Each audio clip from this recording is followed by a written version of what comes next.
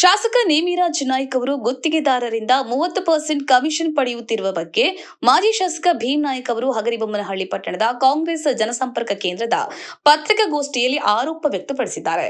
ಕಾಂಗ್ರೆಸ್ ಪಕ್ಷದಿಂದ ಅನುದಾನ ಬಂದಿಲ್ಲ ಎಂದು ಸುಳ್ಳು ಸಂದೇಶವನ್ನ ಜನರಿಗೆ ನೀಡುತ್ತಿರುವುದು ಸರಿಯಲ್ಲ. ವಿವಿಧ ಕಾಮಗಾರಿಗಳಿಗೆ ಹಗರಿಬೊಮ್ಮನಹಳ್ಳಿ ಕ್ಷೇತ್ರಕ್ಕೆ ಸರ್ಕಾರದಿಂದ ಅನುದಾನ ಸಿಕ್ಕರೂ ಕಾಂಗ್ರೆಸ್ ಪಕ್ಷದ ಬಗ್ಗೆ ಹಗುರವಾಗಿ ಮಾತನಾಡುವ ವ್ಯಕ್ತಿ ಮತ್ತು ಚುನಾವಣೆಯಲ್ಲಿ ಜಂಡು ಬಾಂಬ್ ಹಚ್ಚಿಕೊಂಡು ನಾಟಕೀಯ ಕಣ್ಣೀರನ್ನು ಸುರಿಸಿ ಜನರಿಗೆ ಮೋಸ ಮಾಡಿ ವೋಟ್ ಪಡೆದು ಈಗ ಜನರಿಗೆ ಕಣ್ಣೀರು ತರುವ ಹಾಗೆ ಆಡಳಿತ ನಡೆಸ್ತಾ ಇದ್ದಾರೆ ಎಂದು ಟೀಕಿಸಿದರು. ಪುರಸಭೆಯಲ್ಲಿ ಸತತವಾಗಿ 5 ಬಾರಿ ಅಧ್ಯಕ್ಷ ಸ್ಥಾನದ ಮೂಲಕ ಕಾಂಗ್ರೆಸ್ ಪಕ್ಷ ಇತಿಹಾಸವನ್ನ ಸೃಷ್ಟಿಸಿದೆ.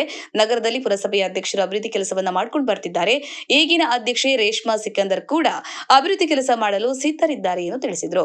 ಈ ಸಂದರ್ಭದಲ್ಲಿ ಬ್ಲಾಕ್ ಕಾಂಗ್ರೆಸ್ ಅಧ್ಯಕ್ಷರಾದ ಕೋರಿ ಗೋಣಿಬಸಪ್ಪ, ತಾಲೂಕು ಗ್ಯಾರಂಟಿ ಅಧ್ಯಕ್ಷರಾದ ಸೊನ್ನದಗುರು ಬಸವರಾಜ್, ಅಕ್ಕಿ ತೋಟೇಶ್, ನಿಕಟಪೂರ್ವ ಪುರಸಭೆಯ ಅಧ್ಯಕ್ಷ ಮರಿರಾಮಪ್ಪ, ಕಾಂಗ್ರೆಸ್ ಕಾರ್ಯಕರ್ತರು ಉಪಸ್ಥಿತರಿದ್ದರು. ಮ್ಯಾಗೇರಿ ಸಂತೋಷ್, ಹಗರಿಬೊಮ್ಮನಹಳ್ಳಿ.